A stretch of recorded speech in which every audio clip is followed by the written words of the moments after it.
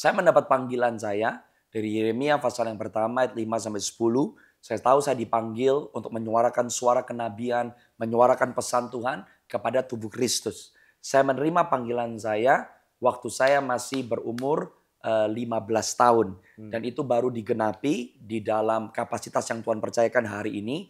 Khususnya bagi gereja-gereja Tuhan di Indonesia, membangun tubuh Kristus, bekerja sama dengan hamba-hamba Tuhan, 5 jawatan yang lainnya, dan kita semua orang percaya yang Tuhan tempatkan di bangsa ini, itu baru digenapi kurang lebih 20 tahun kemudian. Setelah Ya. pertama kali Setelah pertama kali mendapatkan mandat bahwa saya dipanggil oleh Tuhan sesuai Yeremia pasal yang pertama, ayat yang kelima sampai ayat yang ke-10. So what did you do in that 20 years? I serve in my local church.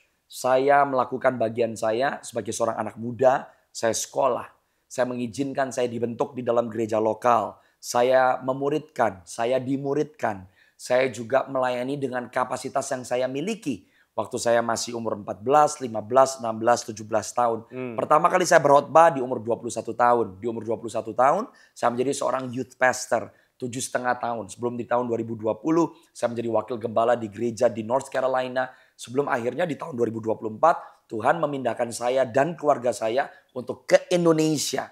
Dan saat ini saya mulai masuk di fase yang berikutnya. Sesuai dengan apa yang saya terima waktu di tahun 2005.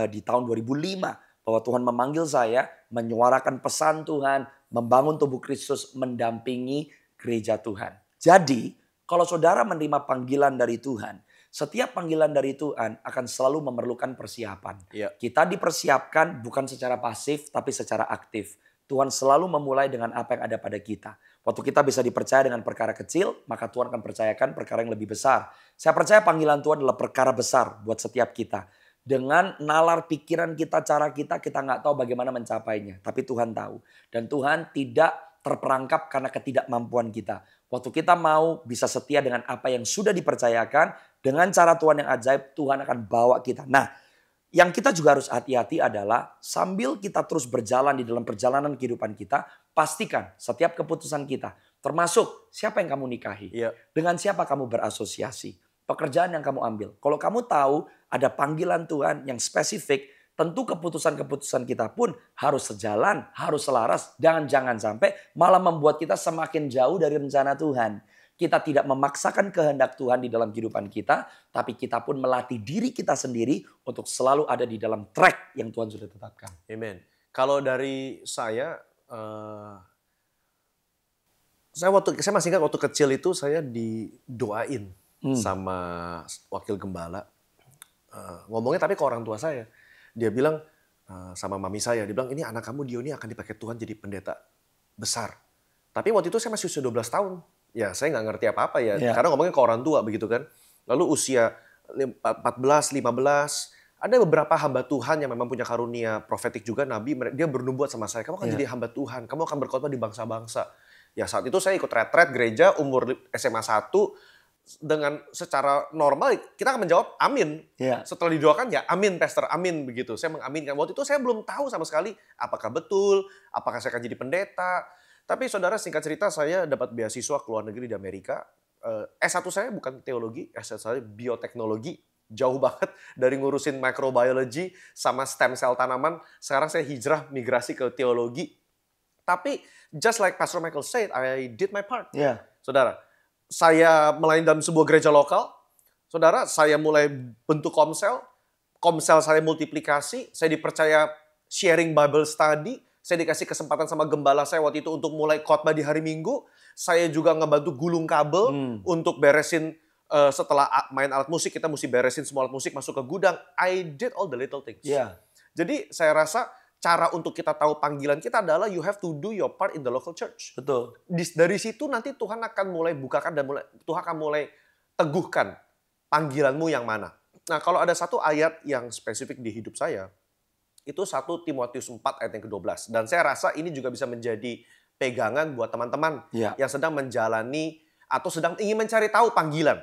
Saya bacakan dari ayat 12, 13, 14.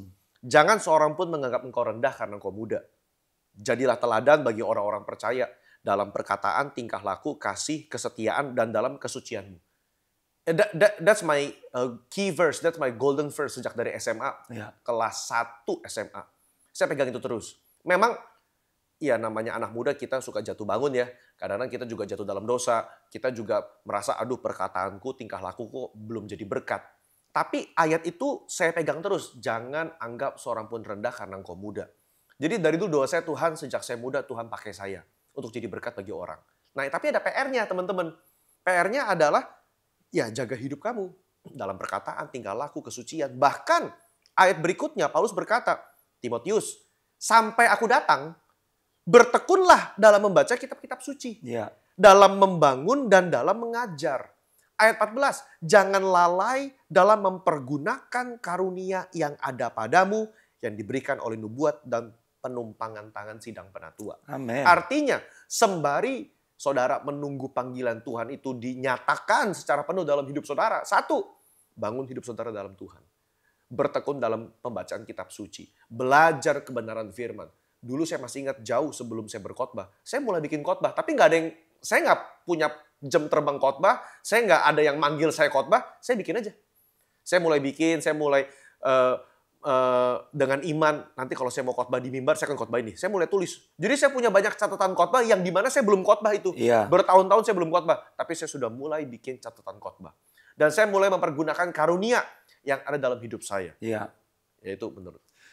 Saudara penting untuk menyadari, kalau penting kenapa butuh gereja lokal. Sebenarnya bukan hanya gereja lokal, saudara punya keluarga. Intinya adalah di dalam setiap komunitas. Karena saudara dan saya di bumi ini, kalau kita menghidupi panggilan kita selalu berhubungan dengan orang lain. Saudara butuh orang dan Tuhan akan pakai orang untuk membuka pintu yang tepat. Seperti halnya Yusuf waktu ada di dalam penjara. Tuhan selalu memakai suara orang untuk mengafirmasi, untuk mengkoreksi, untuk mengarahkan. Jadi saudara diperlengkapi dan saudara pun memperlengkapi manusia. Susah untuk seseorang bisa berjalan dalam panggilannya kalau saudara tidak dikelilingi oleh orang-orang yang tepat. Saya bisa tiba hari ini. Tuhan berjanji kepada saya akan dibawa ke bangsa-bangsa. Bagaimana akhirnya saya bisa menyampaikan firman di Argentina, Vietnam, Kolombia. Waktu saya menerima di umur 15 tahun, pesan Tuhan di tahun 2005. It's impossible.